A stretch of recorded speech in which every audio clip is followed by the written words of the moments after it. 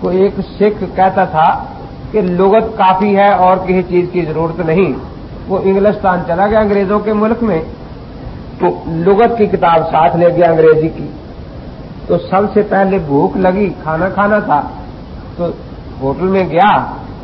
अब वो होटल में अलग अलग चीजें मिल जाती थी कि दिल का गोश्त, गुर्दे का गोश्त वगैरह। तो देखा कि लिस्ट लगी हुई है, जबान का गोश्त उसने खाना था। अब जबान का लफ्ज मुश्तरक है, इस गोश्त के लोथरे के लिए भी जबान का लफ्ज बोला जाता है, और ये जो आप बोलते हैं ये पश्तो जबान है, ये सरागी जबान है, ये अंग्रेजी जबान है, ये फ्रांसीसी जबान है, ये डिच है, इनको भी जबान कहते हैं। अब उसने जल्दी से लुगत खोली, लफ्ज जबान लिखा था, उसके आगे लिखा था लैंग्वेज। इस जबान को अंग्रेजी में टंग कहते हैं, और ये जो जबानें बोली जाती इनको लैंग्वेज कहते हैं। अब वो जल्दी से बड़े फख्र से कहता है कि प्लेट ऑफ लैंग्वेजेस, कि एक प्लेट दे दो मुझे, थोड़ी सी पश्तो रखी हो, उसमें थोड़ी सी अंग्रेजी हो, थोड़ी सी सरागी हो, थोड़ी सी पंजाबी हो, इस किस्म की प्लेट तैयार कर दो। अब वो लुगत से हल कर रहा है ना, ए प्लेट ऑफ लैंग्वेजेस। अब वो अंग्रेज हैरान कि ये मुसीबत कहां से आ गई है, हम कहां से ऐसी डिश तैयार करें, प्लेट तैयार करें जिसमें ये जबानी इकट्ठी करके रखी हैं जबानें। तो कोई पुराना सिख बैठा था, उन्होंने पूछा भी ये नया आया, पूछो क्या कहता है कि जबान का गोश्त मांगता है। उन्होंने एक प्लेट दे दी, खा लिया। अब और दूसरी प्लेट मांगनी थी, फिर लुगत खोल ली, डिक्शनरी, और क्या आगे लिखा था एंड, तो वन प्लेट एंड। हालांकि मुहावरे में वंस मोर कहना चाहिए था ना कि एक और दे दो, तो वन प्लेट एंड।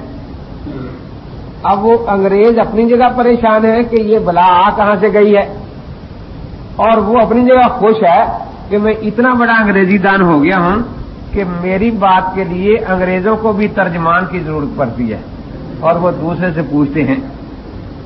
यही हाल मुनकिर हदीस वगैरह का है। अब उसने खैर वो एक प्लेट और मिल गई, खा ली। अब कोई फल खाना है तो आलू बुखारा नजर आया, तो खोली फिर लुगत, आलू बुखारे का लफ्ज नजर नहीं आया, आलू का लफ्ज मिला कि लिखा था पोटैटो,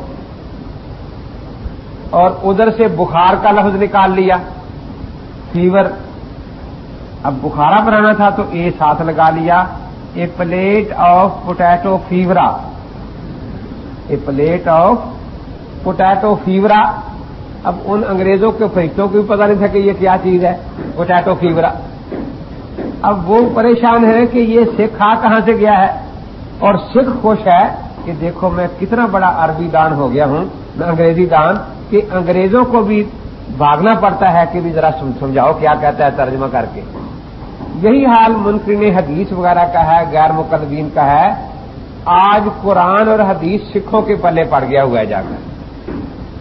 वो कहते हैं हमें कुरान समझने के लिए नबी पाक की जरूरत नहीं, लुगत ही काफी है। ये कहते हैं हमें हदीस समझने के लिए मुइथत की जरूरत नहीं, लुगत ही काफी है। एक दो किताबें आ गई हैं, एक का नाम है अल-मुजम वल-मुफहरस लिअल्फाज़िल कुरान। वो जितने एक लफ्ज होगा कितनी सारी एक जगह लिखी होती है। इस किताब ने इतनी ज्यादा गुमराही फैला दी है। मैं जब बिनौरी टाउन में था तो इलाज के लिए यहां एक हकीम के पास आया करता था, उसने ये रखी थी काफी किताबें। तो मैंने उससे कहा कि ये किताब आप जो है ना किसी आलिम को दे दें, ये आलिम के काम की है, आपके काम की नहीं है। दो वकील और दो जज बैठे थे कि जी ये तो हमने भी खरीदी है, कुरान समझना बड़ा आसान हो गया है, एक लफ्ज का माना देखेंगे लुगत से तो इतनी आयतों का माना समझ आ जाएगा, देखो कितनी आसानी होगी। मैंने कहा इसलिए तो आप गुमराह हो रहे हैं, आपके लिए ये किताब सख्त गुमराह कुन है, आप फौरी तौर पर किसी आलिम के सुपुर्द कर दें इसको।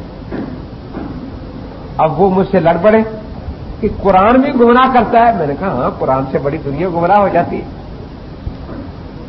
मैंने कहा यही आपकी गलती है ना, क्योंकि वो अंग्रेजी दान थे इसलिए मैंने मिसाल भी अंग्रेजी की दी। کہ میں نے دیکھا دیکھو بریک کا لفظ ہے انگریزی، اس کے ساتھ جتنی پریپوزیشنیں لگیں گی معنی بدل جائے گا. بریک ان کا معنی اور ہے، بریک اپ کا معنی اور ہے، بریک آؤٹ کا معنی اور ہے. تو جس کو انگریزی میں پریپوزیشن کہتے ہیں، عربی میں اس کو صلات کہتے ہیں. جتنے سرے بدلتے چلے جائیں گے نا اتنا ہی لفظوں کے معنی بدلتے چلے جائیں گے. اب لغت سے تو آپ لفظ کا معنی دیکھیں گے، وہاں سارے سرے تو نہیں لکھے ہوئے نا. میں نے کہا دیکھو مرزائیوں کو یہی دھوکہ لگا کہ وَلَٰكِنْ شُبِّهَ لَهُمْ، اس نے لہم کا جو صلہ تھا اس کا خیال نہیں کیا مرزے نے کہ وہ مردوں جیسا ہو گیا. اور دلیل میں کیا کہا کہ جی میں قرآن سے تفسیر کر رہا ہوں، کیونکہ قرآن میں آتا ہے ان البقرہ تشابہ علینا، حالانکہ وہاں تشابہ کے بعد علی صلہ ہے، یہاں لام صلہ ہے. تو بظاہر دیکھو کتنا بڑا دھوکہ اس کو لگا، یا اس نے دھوکہ دیا لوگوں کو کہ میں قرآن کی آیت کی تفسیر قرآن سے کر رہا ہوں. لیکن اللہ کے سرے کا مطلب اور ہے، ان اللہ و ملائکتہ یصلون علی النبی. اب یصلون کا معنی کرے کہ اللہ بھی نماز پڑھتے ہیں نبی کی. آخر صلاۃ میں نے نماز تو لغت میں ہے یا نہیں ہے؟ تو یہ صلاۃ کے فرق سے اس کا معنی دعا بنے گا نا. اس لیے جب اللہ آ جائے گا تو اس کا معنی دعا ہو جائے گا.